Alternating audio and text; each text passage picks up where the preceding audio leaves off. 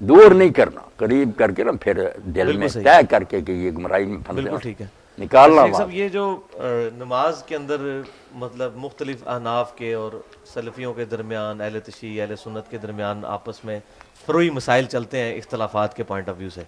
مطلب سورہ فاتحہ کے بارے میں اتنا سخت دونوں طرف ایکسٹریم ہے. ایک کہتا ہے جی منہ میں انگارہ رکھ دو جو فاتحہ پڑھتا ہے، دوسری طرف کہتے ہیں فاتحہ نہیں پڑھتے تو نماز نہیں ہوتی.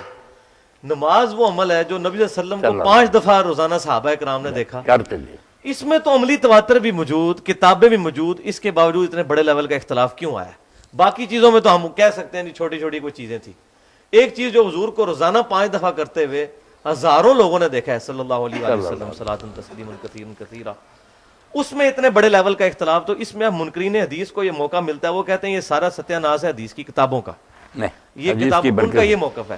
اچھا اب اس میں مجھے بتائیں اختلاف پھر کیوں آیا؟ ہم ان کو کیا حدیث کی برکت سے نماز ایک، اگر حدیث نہ ہوتی پتہ نہیں کتنی نمازیں ہوتی. ایک کتاب چھپی تھی محمد علی جس کا نام تھا تقابل اربع. یہ 4 آدمی جنہوں نے قرآن کے نام پر لکھی نا کتابیں اور حلف اٹھایا کہ قرآن کی نمازیں، یہ 4 خانے بنے ہوئے تھے، چارے مولوی عبداللہ چکرالی سے شروع کر کے نا حشمت علی سارے بکھلائے، چاروں ایک بات میں شروع سے لے کر سلام تک ایک بات میں متفق نہیں ہوتے. اتنی الگ الگ نماز، چاروں حلف اٹھا رہے ہیں قرآن یہ نماز سکھاتا ہوتا تو ایک نہ تم 4 ہوتے. چلو حدیث والوں کو چھوڑو، حدیث والوں کا جو ہے نا عمل آپ دیکھ لیں کہ نماز میں جو بنیادی اذان، ہم اتنے لوگ اس وقت جمع، کسی کا قد چھوٹا، کسی کا بڑا، کوئی کالا، کوئی گورا، کوئی تندرست، مگر سب پر انسان کا لفظ بولتے ہیں. کچھ ایسی چیزیں جن میں نہ پائی جائیں بس انسان ہو کے نکال، باقی اس کی نا چیزیں جو جدا بھی ہوں خیر ہے. نماز میں کچھ چیزیں ایسی ہیں ارکان اور واجبات جو الحمدللہ نا میرے پاس آبادی بھی آئے مسکت مان کے، وہ خارجیوں کی ایک شاخ ہے، حکومت بھی ان کی ہے قاضی. میں نے انہیں نماز کے لیے کہا، مجھے انہوں نے اپنی تفسیریں کیا، بڑے خوش ہوئے. پتہ چلا کہ یار خارجی کیا، ورنہ ہم نے سمجھ رکھا تھا پتہ نہیں کیا دین سے باہر. نہیں، بہت عمدہ کتابیں. تو نماز میں جو چیزیں نماز کو نماز کہلاتی ہیں نا، وہ ہے کہ آدمی اللہ اکبر سے شروع کرے، تندرست و قیام کرے، فاتحہ پڑھے، سورہ پڑھے، پھر رکوع کرے، سیدھا کھڑا ہو، پھر سجدہ کرے، بیٹھے، پھر سجدہ کرے، 2 رکعتوں کے بعد تشہد بیٹھے، آخر میں جا کر نا السلام علیکم کو نماز سے ختم کرے.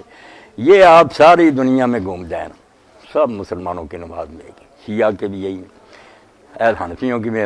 یہ ہے وہ اجزاء جو ارکان اور واجبات ہیں جن کے بغیر نماز نہیں. جو اس کے علاوہ ہیں وہ سنن اور مستحبات ہیں، جیسے سلاد وغیرہ کھانے کے ہو جائے اچھا نہ ہو جائے کوئی نہیں، وہ ساری ایسی بات جاہلوں کی چھوڑیں کہ فلاں کی نماز نہیں ہوتی. ابن تیمیہ کہتے ہیں یار لوگ فاتحہ پڑھتے پیچھے نہیں پڑھتے، صحابہ میں رفع دین کرتے بھی نہیں، کسی نے ایک دوسرے کو نہیں کہا کہ اس کی نماز نہیں. یہ پیدا جو ہوئے نا انہوں نے امت کو برباد کیا. کرتے بے شک الگ الگ مرہ رہتے کیونکہ یہ سنن کا ہی معاملہ تھا، سنت ہوتی وہ کر لیں تو اچھا نام ہی کی. اسی لیے حضور صلی اللہ علیہ وسلم کبھی کہہ دیتے تھے، بڑے بڑے چوٹی کیا حدیث علماء نے کہا کہ یہ رفع الدین ان حیاتوں میں سے ہے جو گاہے پیغمبر کردہ و گاہے نہ کردہ، فاعل یہاں مصاب باشد و تارک یہاں غیر مرام، اگر کرے گا ثواب ہے، نہ کرے گا اس کو ملامت. اس درجے کے مسئلے تھے. جب بنا دیے نماز نہیں ہوتی فساد ہو گیا. آپ دیکھیں کہ فرض اور واجب اس کی نماز میں ہیں، وہ ہیں تو جیسے انسانوں میں باقی چیزوں میں بہت فرق ہے، مگر پھر بھی انسان ہی بولتے ہیں. نماز ہی بولیں گے جب تک واجبات اور ارکان محفوظ ہیں. سنت و مستحب یہ جو ہم ہاتھ باندھتے ہیں، ہاتھ باندھنے کا دیکھ لے امام شافعی بھی کہتے ہیں کہ اگر لٹکا دے اور وقار سے کڑا رہے، حرکتیں نہ فضول کرے فلا باس، کوئی حرج نہیں. اور مالک اور لیث بن سعد تو ویسے ہی قائل تھے کہ لٹکا کر پڑے. اور امام اوزاعی شام میں کہتے ہیں دونوں کی اجازت سے آدمی باندھ دے یا چھوڑ دے. یہ مسئلے تو زائد چیزوں کے کہ یہ ہو جائے ٹھیک ہے نا، یہ فرض واجب چیزیں نہیں تھیں. بے علم لوگوں نے بنا لیا نا کہ اس کے بغیر نماز نہیں، اس سے پھر فساد ہی ہونا تھا. فاتحہ کا آپ پڑھیں دیکھ لیں، جو علم والے لوگ ہیں وہ سب مانیں گے کہ 3 گروہ تھے اصحاب رسول میں.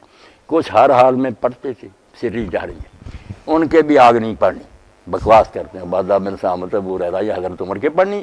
اور جو کہتے ہیں نہیں پڑھتا نماز نہیں، بھائی مسلم خود لکھتے ہیں کہ حضرت زید بن ثابت جو کاتب وحی تھے وہ کسی نماز میں بھی امام کے ساتھ قرآن نہیں پڑھتے.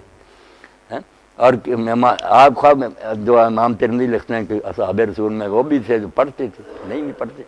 اور امام احمد بن حنبل کا جو حوالہ دیا، انہوں نے کہا یار حضرت جابر سے زیادہ کوئی جانتا صحابی رسول سے کہ حدیث کا کیا معنی. انہوں نے لا صلاۃ کا بھی بیان کر دیا کہ جس نے کسی رکعت میں فاتحہ نہیں پڑھی اس کی نماز نہیں، مگر ساتھ ہی کہا اللہ ان کنا ورا الامام، ہاں اگر وہ امام کے پیچھے ہو پھر یہ قانون ہے. وہ کہتے ہیں صحابی کو ضرورت کیسے ہوئی؟ اگر اس نے اپنی طرف سے یہ استدعا کیا، دین برباد کیا کہ جب نماز نہیں ہوتی کیوں کہا اس نے کہ میں امام کے پیچھے ہو جاتی ہے؟ اور اس کو حسن صحیح کہا۔ امام احمد بن حنبل کہتے ہیں یار اس سے صحابی سے بڑھ کر کوئی حدیث کو جانتا، اس لیے اکیلا پڑھے گا یا امام پڑھے گا اور فاتحہ نہ پڑھے اس کی نماز نہیں، اللہ یکون وراء الامام، وہ ٹھیک ہے۔ اور زیادہ اکثریت تو آپ جانتے ہیں نا کہ سری میں پڑھ لیتے تھے فاتحہ بھی پڑھتے اور جہری میں جو سورت بھی پڑھتے اور جہری میں خاموش رہتے، تو پتہ چلا یہ ساری چیزیں ٹھیک ہی تھی، نماز کا کوئی نہیں بگڑتا۔ ترجیح دے سکتے ہیں آپ کا، میرے خیال میں یہ زیادہ بہتر کر لیں۔ بالکل ٹھیک ہے، ترجیح تو دیتے ہیں، لیکن مسئلہ یہ ہے کہ اسی طریقے سے سنتیں چھوٹتی ابھی تک یہ حالت یہاں پہنچی ہے۔ آپ یہ کہہ رہے ہیں کہ نہیں، چھوٹے حالت نہیں پہنچی، سنتوں پر زور دینے سے پہنچی اچھا کہ سنت کو فرض بنا دیا۔ نہیں، فرض تو کوئی بھی نہیں کہتا، زبان سے نہیں کہتے، عملاً بنایا ہوا، عملاً بنایا، ظاہر ہے وہ اختلافی مسائل پھر اس قدر ادھر ہمارے زور دے دیا۔